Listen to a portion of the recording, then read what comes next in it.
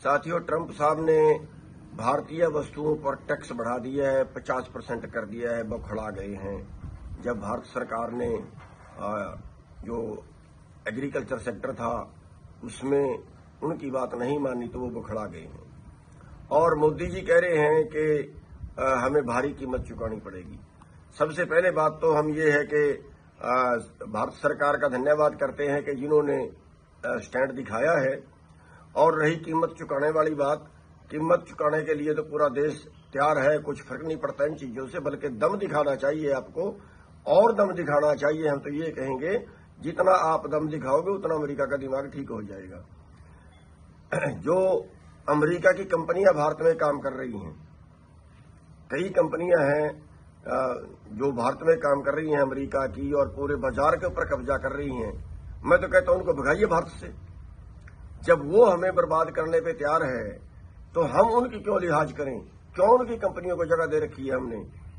तो उनको भगाइए यहां से, स्टैंड दिखाइए, और जितना आप स्टैंड दिखाओगे उतना देश भी आपका साथ देगा, और उतना जो है अमेरिका जैसे देशों को डर भी रहेगा।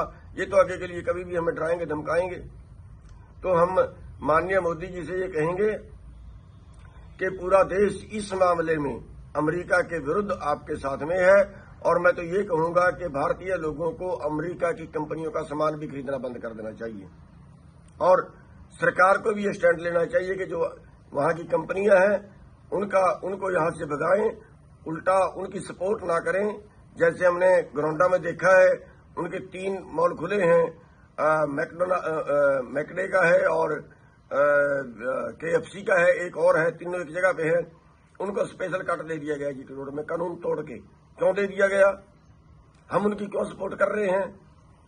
तो इन चीजों पे और स्टैंड लेना चाहिए। और भारतीय नागरिकों को ये चाहिए कि जो अमेरिका की कंपनियां हैं उनसे सामान खरीदना बंद करें, अपने भारत के दुकानदारों से अपने भारत का सामान ही खरीदें और उनकी अनदेखी करें। ये एक तरीका है आपके पास बड़ा अच्छा लड़ाई लड़ने का। और जो ट्रंप है, हम उनका विरोध करते हैं। अमेरिका की जो नीतियां हैं इस टाइम उनका भारतीय किसानियों चढ़ोनी कड़ा विरोध करती है। और आने वाले टाइम में जहां तक भी हमारा बस चलेगा उनके खिलाफ प्रदर्शन भी करेंगे। धन्यवाद।